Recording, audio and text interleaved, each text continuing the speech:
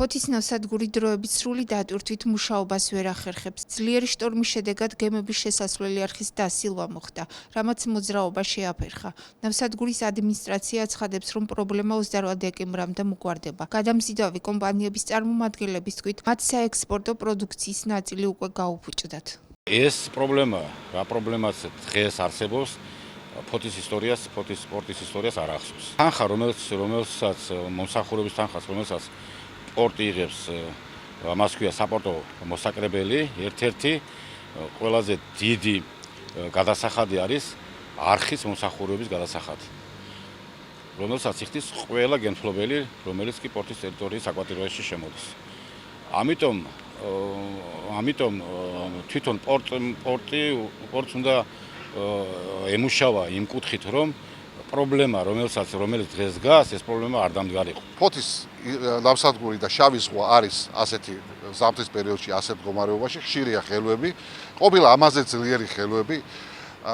წინა ხელმძღვანელობის დროს, წინა მფლობელობის დროს, როცა ნავსადგური იყო სახელმწიფო საკუთრებაში, მაგრამ მუშაობდა ის ტექნიკა, რომელიც უზრუნველყოფდა ყოველთვის ამ სიღრმეს, რომელიც მაშინ შეადგენდა 11-12 მეტრს.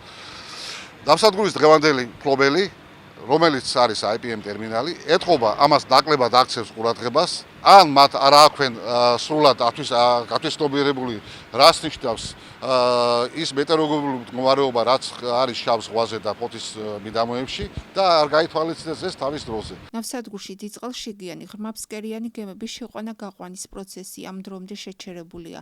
ფოთის საზღვაო ნავსადგურის სახელმწიფო ზედამხედველობისა და კონტროლის სამსახურის ინფორმაციით, შემოსასვლელ არხში უსაფრთხო სანავიგაციო მოძრაობისათვის მაქსიმალური წყალშიგი ამ დრომდე გამოცხადებული იყო 9,3 მეტრი. ძლიერი შტორმის გამო კი იგი 5,2 მეტრამდეა შემცირებული.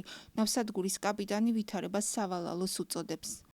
შტორმული და ყველაზე ცუდი პერიოდი არის იანვარი და თებერვალი. წელს სამწუხაროდ დაადრევად დეკემბრის დასაწყისშივე დაიწყო ძლიერი შტორმები და ბოლო 2 კვირის ხანგრძლივმა შტორმმა შეგვიქმნა ნავსადგურში სავალალო მდგომარეობა, შემოიტანა ბევრი ნატანის სილა და მოსილა შემოსასვლელი არხი, სადაც შეამცირა სიღრმეები.